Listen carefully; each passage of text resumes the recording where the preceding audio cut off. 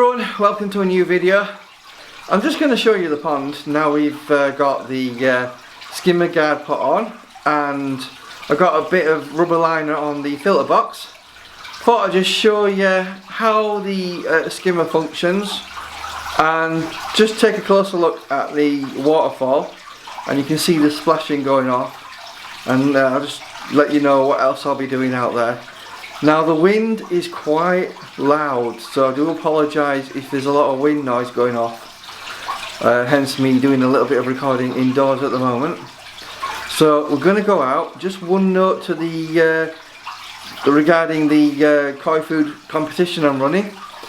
I'll put a link in the description box. I finally reached 400 subscribers, so a big thank you to those of you that have subscribed. As I've said, as a special thing, when I send the koi food out, I will send one of my mugs out with it as well, just as an additional. So go to that giveaway and put your dice number down, as well as you know, a comment or something, and hopefully when I do the draw, someone will be lucky enough to win a mug and the koi food. So in the meantime, obviously, let's go out and have a look.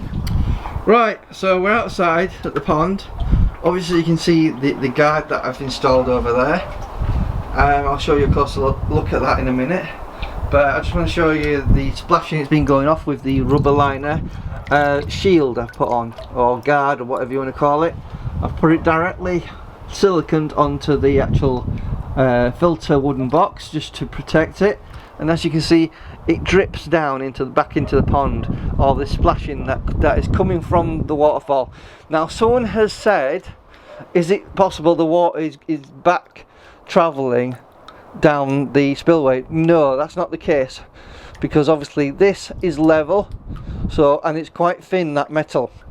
This is stainless steel, and obviously it will flow straight off into the pond. It doesn't have a chance of dripping back, but even if it did, that's why I put the rubber liner on. But because the metal is so thin, you won't get that happening. Now in a traditional waterfall where you've got stone, that will happen. You will get back travel, and that's why you put your waterfall on a liner.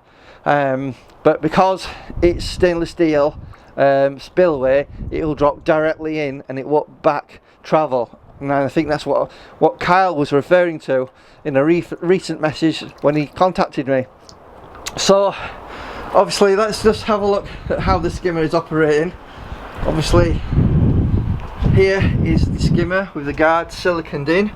Hopefully you can see that closer up, and it's functioning quite well. But I thought it'd be an idea for you guys to see it functioning. If I get a bit of paper, a bit of tissue, see it functioning. So let's put a piece of the paper there, and there you go, look at that. It's going through the squares and it's been captured. So that's more or less how it's working. So looking at the waterfall again in closer detail, obviously the wind is pushing it back a little bit, and hopefully you can see there that we're getting a lot of splash that's actually hitting the liner, and it's actually dripping back. So what I'm thinking of doing is, what I plan on doing, put a bit of silicone along here just to stop anything possibly getting behind the liner. It is a little bit damp behind it, a little bit, not by much, but that's something I'm going to do. But as you can see, there is a lot of splashing going on. So this is acting like a barrier, a shield, to stop all the water that is bouncing on will drip back into the pond. Now what I could do is put another stainless steel spillway a bit lower, because if you look at any spillway that's been installed, stainless steel ones, they're a lot lower in the water level and a lot less fall. Because with such a huge amount of fall, look at the oxygen that is getting put into the pond. Because there's so much oxygen going into the pond, I do not need to aerate this pond with any sort of air pump at all. So that's what I'm just showing you today. Let's go and have a look at the sponges. I think some people may have forgotten about the sponges, so let's have a look. So let's go around the back of the pond. Obviously this is the filter cupboard, the UV. I thought I'd just show you what's in here. I've got a bag of food there. I've got a Pond 1 O2 plus 4000 pump. We got the Evolution Aqua 25 watt UV there, and obviously all my electrics is hidden in here. So let's have a look round the back. Obviously you can see all my pipe work there, that's connected up. And let's have a look at the sponges. So here we've got Japanese mat, some basic sponges there, some brushes, and here is the filter that's collecting all the muck from the fish. And obviously you can see we've got basically 4 circular sponges in there. We need to clean this out, and I'll do that later on. Don't need to do that right now, but that's how my filter works. Basically 4 round sponges, the water goes and travels through these brushes, sponges, Japanese matting, and eventually into the filter boxes. And that's how it's looking at the moment in the winter. It will come back to life in the summer, don't worry. And obviously various plants, mainly lots of irises, and some grass plants. Essentially that's what we've got there. So I thought I'd show you the underneath of the skimmer. So basically we've got some flexible hose that goes from the skimmer box, gets drawn in by a pump, and as you can see over here, it goes from the skimmer into 2 returns. So we've got 1 return just there and another return at the end that actually goes back into the pond from the skimmer. So I'm just showing you me turning it off, and some of the water is sort of travelling to the back, but this is as far as it's going. So it's not having a chance to get onto the wood. So basically it's splashing in the pond and bouncing off onto the filter box. That's what's happening. Right, I thought you might find this interesting in terms of if I want to empty the filter box to get rid of a lot of the muck. I have this ball valve on the back. Now ideally I should have put this underneath, but it's what's done's done. So if I want to empty some water out, all I have to do is open up the valve, and I've got a bit of pipe here, and it empties out like so. That's just to get rid of some of the water, and then we can just close it up like so, and that gets rid of some of the nasty water if I need to. Right guys, I've just siliconed underneath, as you can see along there, just siliconed underneath just to make sure there's a good bond between the liner and the spillway, and that's more or less that complete. So hopefully that should do a good job. Just give that a bit of time to go off a little bit. So ladies and gentlemen, I thought I'd just test out the skimmer with some bits of fern, and let's see how it works.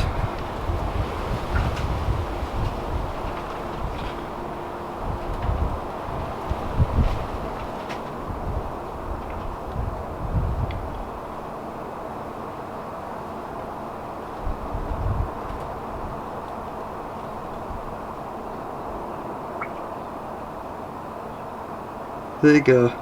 So that's more or less how it functions, really. Quite impressive. So I thought I'd just experiment with a light for my camera, and there you can see the fish. They're literally just hiding out down at the bottom there, not doing a lot. I just hope they're okay and alright. Obviously they are small fish and it's still quite nippy out here.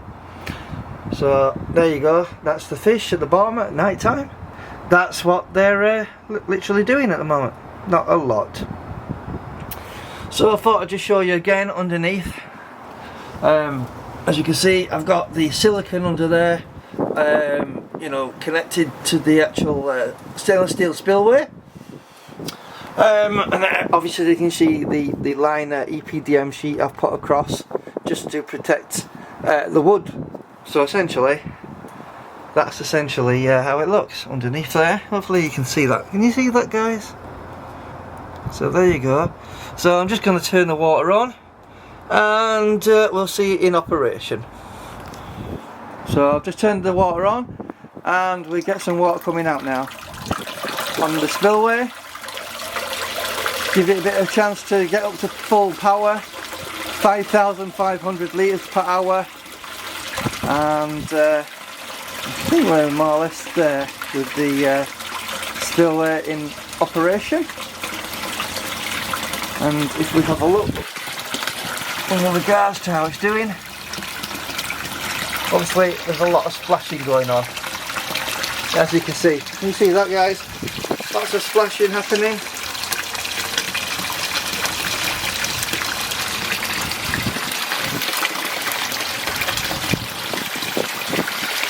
And if we go underneath, you can see where I put the silicone on.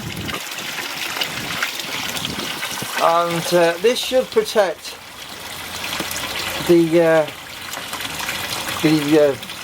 filter box from getting soaked in water, basically, and keep it going for many years to come. As you can see, we're getting a bit of splatter now, so I'll just come back in about half an hour and then we can see how the water is getting onto the actual EPDM cover.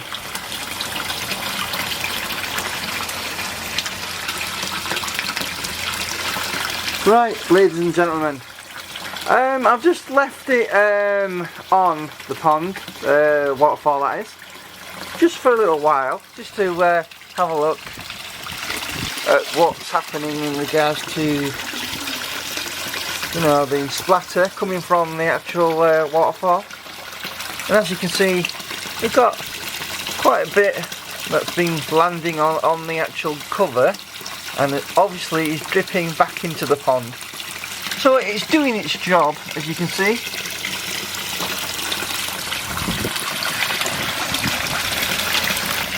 So I'm just showing you from a different angle.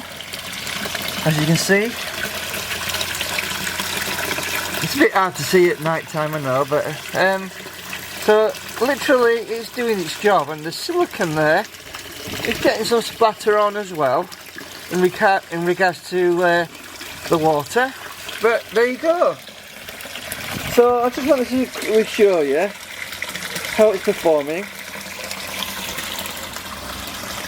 Obviously this is a filter box, thought I'd give you a closer look. Obviously it's winter, so that'll come back to life in the summer. And obviously the fish are still down there, toddling together. Obviously it's not that warm out here. So there you go. Thanks for watching, and I hope this was interesting to see.